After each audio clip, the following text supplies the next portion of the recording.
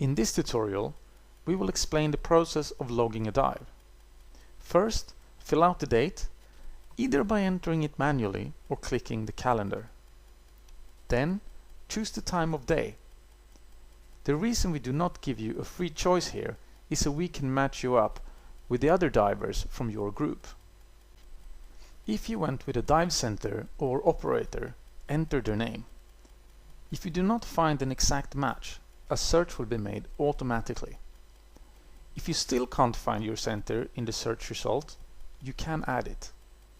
To add a dive center, you need to add their mail address or web page, as well as their name, of course. This is so we can check that they do not already exist, as well as contact them so they can add more information about themselves. Once you found what you're looking for, select it from the list and then click the Use in Log button. If you're unsure, you can click the Browse Center button. This will open up their page in a new window, so you can see all their details. Once you are done, just close that window and go back to add it. If the dive operator or center has added their boats, you can select it from the drop-down menu. If you do not know the name, we will try and help you out once other divers log the same dive. If we get a possible match, you will find it in your newsfeed. If you did not go by boat, just choose the option Shore Dive. Many dive centers have already added their dive sites. This makes it easy for you to just select it.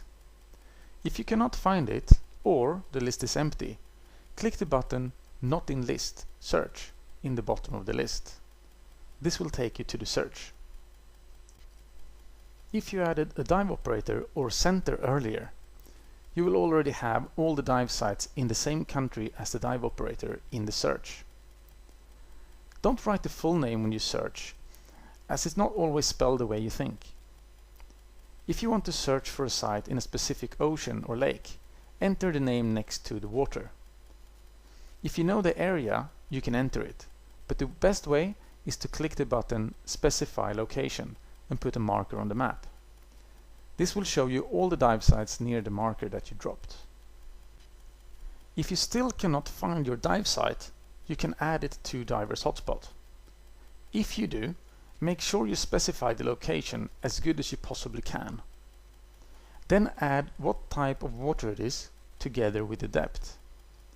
Last thing to do is to indicate who the dive site is good for: snorkelers, beginners, intermediate or experienced divers. Perhaps it would suit all types. Once done, select the dive site and click the Use in Log button. Let other divers know what you think about a dive operator and dive site. If you selected a dive operator's boat, you can grade that one too. It's now time for you to enter your dive profile. Click on the appropriate icons. If it was a wreck, click on the icon for the wreck.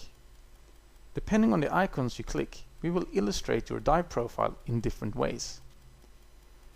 You need to enter depth and dive time. The rest of the information is up to you if you want to add it. If you filled in the mandatory information till this point, you can upload photos.